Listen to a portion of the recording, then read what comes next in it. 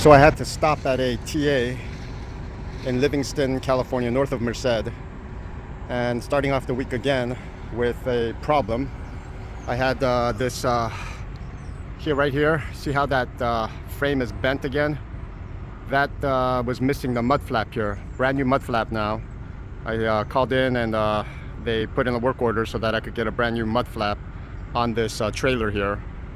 I don't know what it is, but it was missing a mud flap. I think they probably had a flat and nobody ever put on a mud flap. You can get in trouble for that. So first thing I did was, when I stopped, I asked them to get me a mud flap, and I was at the TA already, so they went ahead and put in the work order, and brand new mud flap now. Yep. Look at this. Some clown got rid of the J-O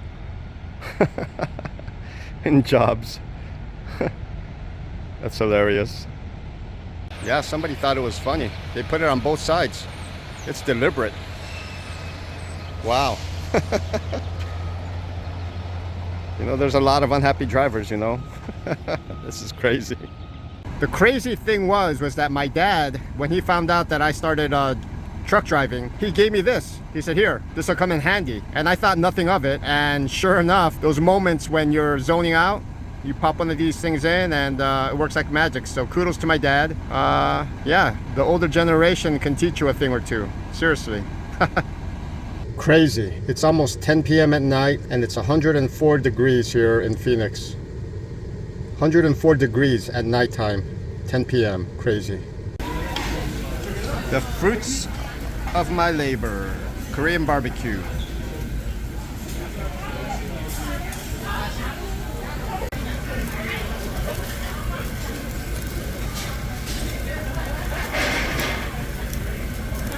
You can look at it all day long. Never gets old. So at the end of this video, I've got two new AI songs made with Udio. And the first one is a hard rock, grunge type of song.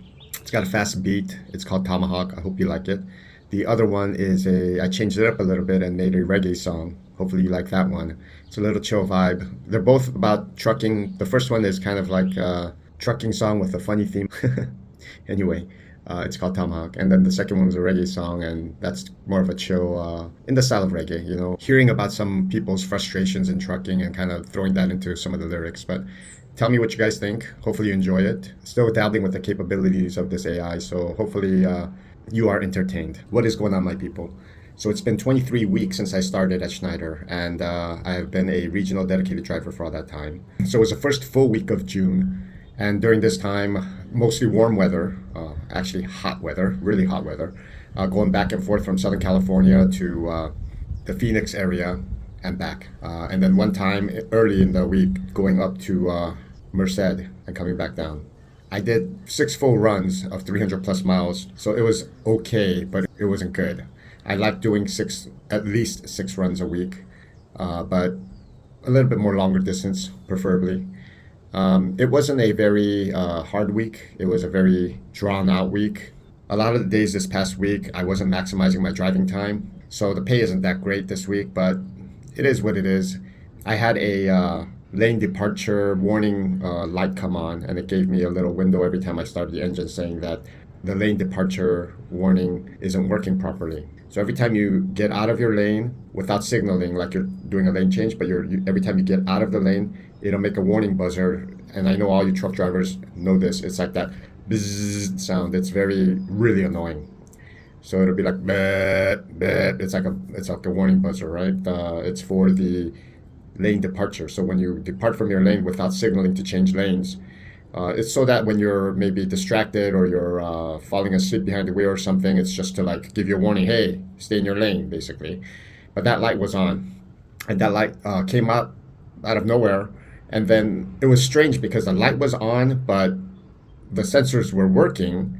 The lane departure sensor was working, and I was getting the buzz every time. I was getting the buzzer noise every time I departed from my lane, you know, or every time they think I departed from my lane. Because every time there's a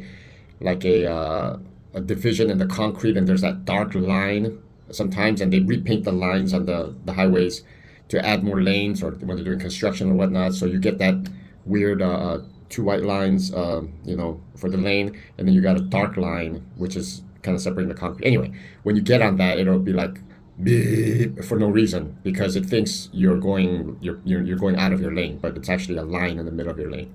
And a lot of times when you have lanes merging, you have those lines and you've got the different line. Anyway, that buzzer goes off. So we hear that buzzer all the time, even though you're not really departing. But it is a safety feature and it's good because just in case you do depart, like just in case you lose focus or something, is going on the road and you have to, look in another direction and you maybe slightly deviate from your lane, it could save you from an accident. So that's a safety feature. Anyway, so why do I say all that? Because that light was on. That light was on for like 3-4 days. I took it to maintenance when I got to Phoenix, and they said the maintenance department was so busy they wouldn't be able to take a look at it for like a day or so. And I asked them, is it a DOT violation and do I have anything to worry about because it's still working but the light's on? And they said, no, it's not a DOT violation. Everything will be fine. And so I said, all right, that's fine. And so the strange thing was that after I talked to the maintenance department, the light had been on for like 3 days, 4 days. So it's annoying watching, seeing this amber light constantly on your dash because your eyes naturally get drawn to it. Like, you only get that when you're low on fuel or when some emergency is going on in your vehicle, then that amber light will show up. Something that you need to be warned about, like a warning, right? It's an amber light. Anyway, that amber light was on all the time the engine was on. And then after I took it to maintenance and they couldn't take a look at it, I shut down for the night in Phoenix. And when I woke up and turned on the engine again, that light was gone. And now the light's not coming on. So I don't know what it is, It's a faulty sensor that was reading something that wasn't, supposed to be. So, but it fixed itself, which is strange, and those things happen with mechanical things and especially car things, right? You have this problem and then you take it to the mechanic and then they look at it and they go, there's nothing wrong with your car. And then there's nothing wrong with your car. It's weird, right? But this time, the mechanic didn't even look at it and it fixed itself. Anyway, I hope I didn't bore you with that story, but just, strange things that happen in trucking, right? So one of the things that I think a lot of people are kind of, I don't want to say paranoid, but a lot of people are concerned about is how much data people are collecting on you. You've got like, if you have things like Alexa or Google Home or things like that are constantly monitoring you, it's supposed to be that when we call them out, the Alexa name or the Google name, then they respond. But they're basically listening to you 24/7. So a lot of people these days, they're concerned about how much people are spying on you. Are people monitoring you 24/7? And my response to that is nobody's got the time to monitor our boring lives day in and day out, 24/7. They're not sitting there behind some desk monitoring you. Now, what I do believe is that they are recording all the data and it's going into a database, into an archive, and it's being stored there. I think there's algorithms that'll go through and assess your behavior, especially when it comes to purchasing or even the things that you are interested in. This is data that companies want and also that data that the government is interested in. So what I would say is that nobody's monitoring you 24/7, but you are being recorded all the time. Whether it could be your company, it could be the government, it could be one of the companies that you interact with, whether it be Google, Amazon, Apple, whoever it is, Facebook, they are keeping records of you. There is data being collected on you on an ongoing basis. Now, eventually, this will turn out to be a full-blown history of pretty much every little move that you've made. AI is going to change everything. They're going to have a history of everything. You're worried about clearing your browser history once in a while, but they're going to have your purchase history, your browser history, things that you've searched for on Google, Yahoo. They're going to have all that information, and that information is going to be power. It'll kind of leverage over you. It should technically, if it's used properly, it should enhance everybody's lives. But because there's greed involved and there's a desire for power, leverage, manipulation, and there's forces at play in this world, right, that have malicious intent, let's be honest. And they will try to manipulate you. They will try to keep you in your place. They don't want people to rise above a certain level. And there's that going on. Whether we like it or not, there's people behind the scenes that believe that life in America, life in this world, should be a certain way for certain types of people and certain way for other types of people. And they push that behind the scenes to make it so. Some people will be monitored, and those are people that are persons of interest. So these POIs will be monitored. And you have to ask yourself, would you be a POI? I mean, because everybody when we think about ourselves in our head, we're really important. We're the main character in our story, right? But in terms of the rest of the world, people could care less what's going on in our lives. Even our friends, they get bored if we talk too much. So it's like that. Nobody's going to want to sit there and watch your every move 24/7. They're not following you, and they're not interested in you unless you are a POI, person of interest. But they are, however, collecting data on you. And AI will use that data eventually. If they're not already using it right now, they will eventually use that. And it could be to your benefit or it could be to your disadvantage. But you need to be aware that this is going on. Yeah, so I know a lot of truckers are worried that they're being spied on from the company. And like I said before, it would be dumb of the company to be sitting there spending their resources on spying on you, because it would take a lot of money for them to sit there and watch your every move, or listen to your every move or your every conversation, or monitor your every move on the GPS and whatnot. I think when you get flagged as like there's a warning, like a deviation from what you should be doing, you'll get flagged. Then I think people have to monitor you for that incident. But outside of that, nobody's sitting there 24/7 looking at every single move, every single conversation you're having, and the video and stuff. That would just take too much money and resources. Like I said before, eventually AI will probably be assessing everything that's going on. And that's the future. That's what's going to happen. Whether you like it or not, our privacy, or the invasion of our privacy, is imminent. It's just going to happen in the future. And we have to figure out ways to guard ourselves from that, because I like my privacy. I don't like that everybody knows about everything, about every detail about me, but eventually it's leading to that. Eventually they're going to start, I mean, realistically, at a certain point, they're going to have so much data on you that they could probably clone your personality, clone your behavior pattern to another AI. You know what I'm saying? And so that's the future. You could see this coming. And so how we deal with it, how we approach it, is it going to be beneficial for society, or is it just going to be an invasion of privacy, and it's going to really suck? And these are things that we have to think about, and be ready for, and just stay informed with what's going on. What technological advancements are being made, and how it's going to affect you, because it will affect you. It will affect your job. It will affect your money. It will affect your buying behavior. It will affect your lifestyle. And a lot of times people get blindsided by this, because even though people are talking about it, they don't want to deal with it, because AI is a mystery. AI is a whole new can of worms that they don't have time to deal with. And you know what? Everybody's working hard. I don't think people should, drop everything and figure out everything about AI. It's not like that. At every chance you do, have that conversation with the people that are putting the time in, and try to learn as much as you can from people you trust. And also try to learn from, news and the articles you read and whatnot. Every once in a while, just keep yourself informed. It's going to be beneficial, and it'll help you make wise decisions in the future.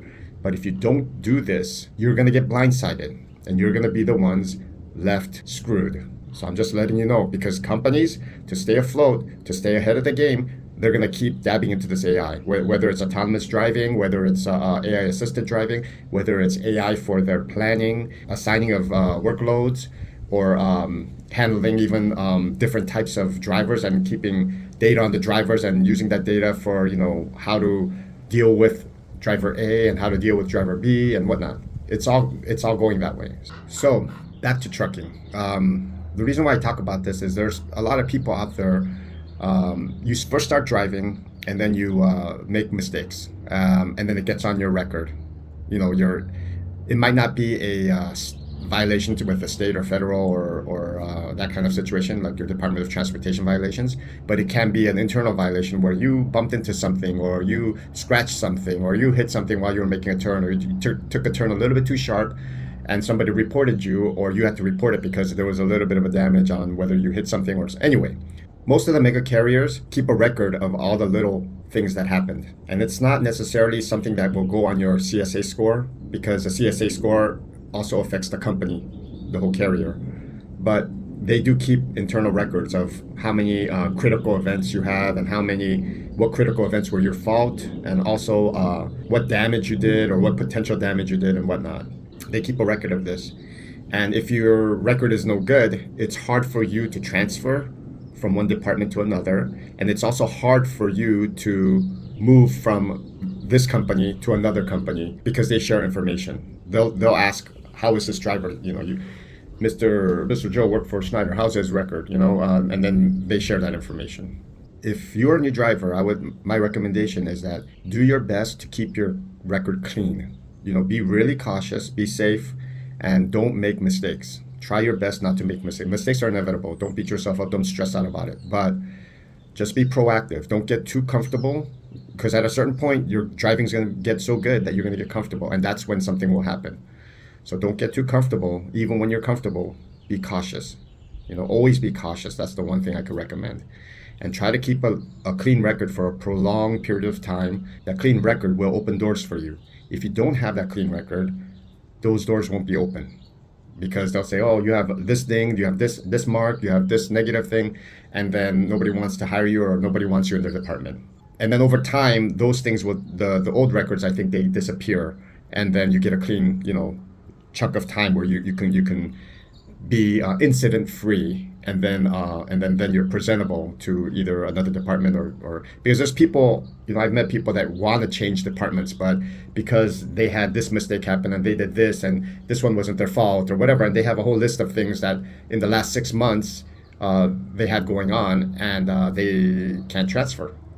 Nobody wants them, but they're still with the company, driving in their current department.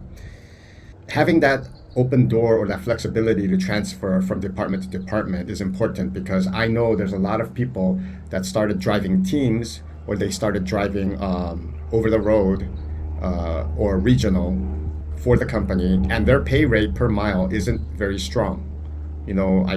I don't know. I don't know firsthand, but I've heard people talk about 38 cents, 40 something cents, 43 cents, all the way to 50 something cents, starting off. I'm sorry, in this day and age, with even fast food costing over $20, for one visit for one person, you can't survive on that. You could be driving 2,500, 3,000 miles, and it's not enough to survive on that. You would make more money going to work at a fast food restaurant, seriously, in California. So I say all this because you want a clean record, so that when that opportunity, let's say you're a driver for Schneider and you've been driving for 6 months, you have a clean record, you're incident free in the company, and then the next thing you know, opportunity opens up at another department, because you're checking SchneiderJobs.com and making sure that there's new opportunities that are popping up with better pay. And then you go ahead and you find something you want, you contact your recruiter, and then your recruiter will say, okay, there's availability there, and then they try to work it so that you can transfer from your current position to that other position. Okay, that's one of the ways that you can transfer from department to department or account to account. If you were doing OTR and all of a sudden you wanted to do dedicated regional, or you wanted to do local driving because you wanted to come home every night instead of being out 3 weeks, right? You would go ahead and take those steps, and you still wanted to stay at Schneider, and you still wanted to stay at your current company, whichever it may be. That's the step you would normally take. So then at Schneider, you call your recruiter, and then you let them know, hey, this job opened up on the job posting. I want to know what my chances are from transferring from my current position to that new account or that other account. That's one of the best ways to bump your pay up, because if you're stuck at 40 something or 50 something cents a mile, and then a new dedicated account opens up and it's paying 60 something cents a mile, even with 3 months experience, it's a no-brainer. It is. So you want to have those doors open. So you need to keep a clean record. You need to make sure you're cautious and keeping a clean record. I know as new drivers, everybody's at a different level, and it's easier said than done, but keep that in mind. So, okay, so the other thing I want to talk about is data. I talked earlier about all the data stuff with that people are collecting, and companies like Schneider are collecting data. Now, how accurate is that data? It's as accurate as how they record the data, where they source the data. So if a human being is putting data into the system, if that data that they're putting in is not 100% accurate, guess what? Your metrics will be off. That data could be compromised, and it could affect the usefulness of whatever report or metrics that you're putting together. So it's crucial that data is important. So I try to make it a point not to be late. Sometimes you have inevitable situations where you have massive traffic or an accident or something happening on the road and you can't help it. But a lot of times, what the system will do is they will assign me something and then tell me I've got, like 2 hours to do it. But it'll realistically, if I drive safe and do what I'm supposed to do, it'll take me 3 hours. So it becomes an impossible dispatch. And so, I've had situations like that. Every like 3 assignments, something is a little off. So eventually I got to the point where I realized I need to make a notation that it says this is an impossible dispatch, because sometimes I didn't think it was a big deal. I would just say, oh yeah, it was traffic, or it was driver related or something like that. You pick different options because you don't think it's a big deal. You don't think that data is a big deal. But then eventually you get confronted saying, hey Dave, your on time is only 70 something, 78% or 76%. And I'm like, how could that be? I'm on time almost every single time. There's only like once or twice, probably in the last 3 weeks, I was maybe late or something. But that should be more like 85 to 90, 95% of the time I'm on time. But no, the report says differently, because the data that's being presented isn't accurate. Because when they dispatch you, when they give you this assignment, sometimes that time is not a realistic time. Your appointment time or your time of arrival is set at a certain time. You try to get to that time and you can't make it. It's physically impossible. And so already these assignments are setting you up. I mean, they're not doing it deliberately. It's just how it gets populated. For whatever reason, it's happening like this. But the end result is that the metrics are off because of this. So you could have somebody with almost like a perfect appointment time, and every fourth time they should be dropping off or picking up from a certain location, it'll show that they were late. They missed an appointment, which is nonsense, because there's no way that's happening, And so these metrics are off. So one of the key things, as the employee, you have to understand how the system is working, because if you don't, your numbers will look really bad, and then that would affect any potential of a bonus, that'll affect how they value you as an employee. Because most of these companies these days, they don't look at you as Dave, as a person. They just look at your numbers. They just look at your reports. And if those reports were off with bad data in the first place, guess what's happening? There's a misrepresentation of who you are. There's a misrepresentation of your character. There's a misrepresentation of you and the quality that you provide as an employee. And that is problematic. That's bad. But you know what? At the end of the day, a lot of the company employees and a lot of the company, they leverage this data against you. The system, they leverage the data against you. They say, well, we've got proof here that XYZ for the last 6 months, you've been late here, or, you had these kind of problems here, or you're chronically this, like that. And they label you because they feel like they have the data. But what if the data is faulty? And this is one of the problems that I foresee in the future, even with AI, because if AI gets a lot of power, but it's dealing with partially faulty data, yeah, we're going to have issues. We're going to have problems, because you want data to be accurate. You want data to be hard facts. You don't want it to be, an interpretation, But it will be, because when there's human error involved, or humans can't program the AI properly, people can't input the proper data or even measure the proper data, this is all going to be a problem.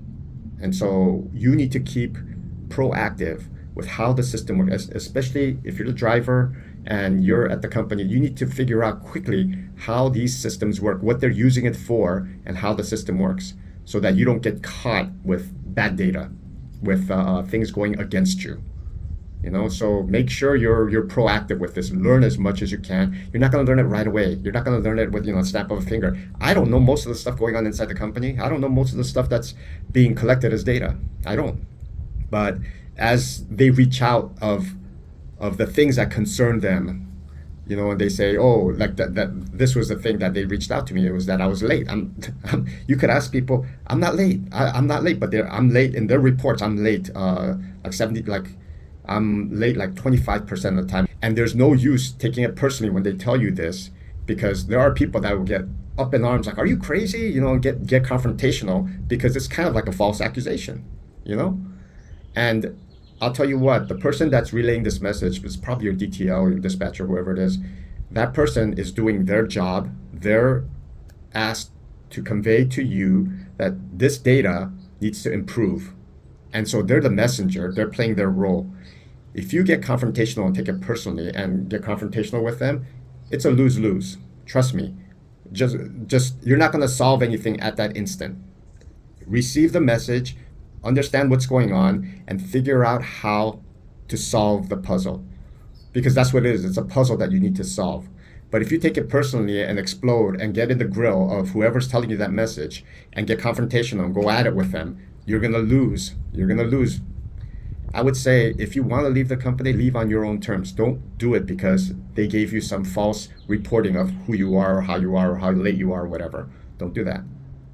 Be calm, absorb the information, and then handle it that way. You've got time to make decisions. You've got time to respond. Just say, okay, is that what the report says? Okay, thank you. I'll try to work on that and I'll look into that. That's it. And you don't sit there and give that messenger a hard time, whether it's a DTL or whoever it is giving you that message, because they're just doing their job, But you have to understand how to fix this. So my next thing would be, what are some of the ways you think I can improve on this stuff? Because, from my understanding, I thought I was on time every single shipment, but what are some of the things I could do to address some of these inaccuracies? And it's nothing personal where you're trying to solve it together and you're asking them for help because they have insight. They know how this works better than you. So anyway, that's my 2 cents for you. Hopefully it helps. Data, AI, metrics, what's going on right now, you need to be aware. I hope it's useful and I hope you guys have an awareness of what's going on. So until next week, peace, God bless you, and I hope you have a great week. Thanks for following me and supporting me and watching these videos. Hopefully they're helpful. Cheers. 1, 2, 3, 4!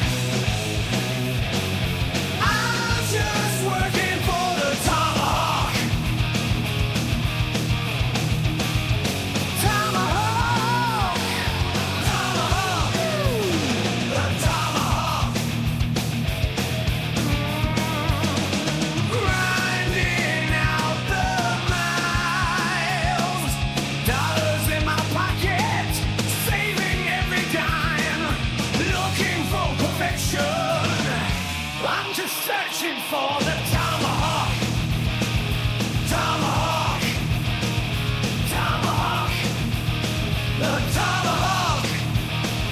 Looking down on traffic, seeing fools fly by, weaving in and out. Danger to my cause. I'm just working for the tomahawk.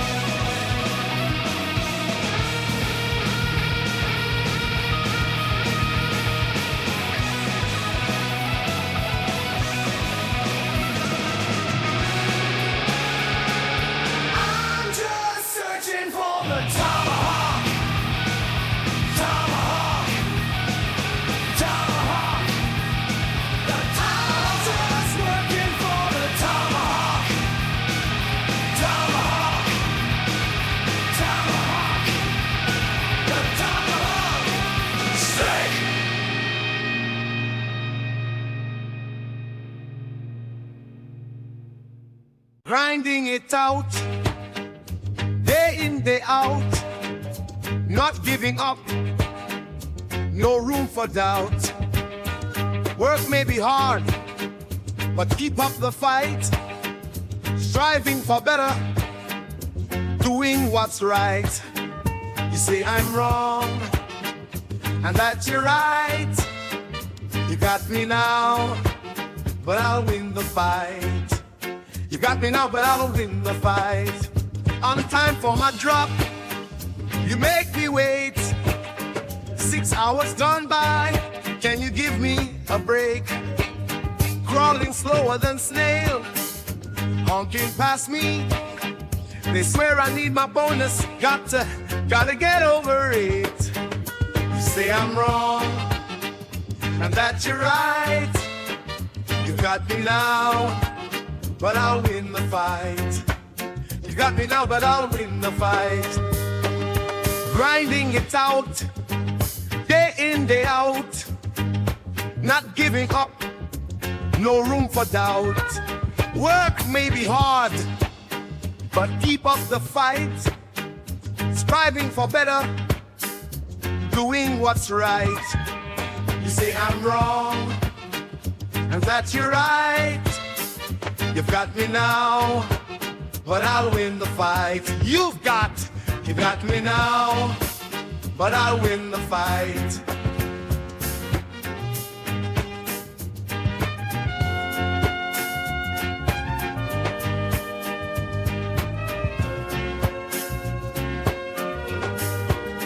With every step, the road feels long, but in my heart, I know I'm strong.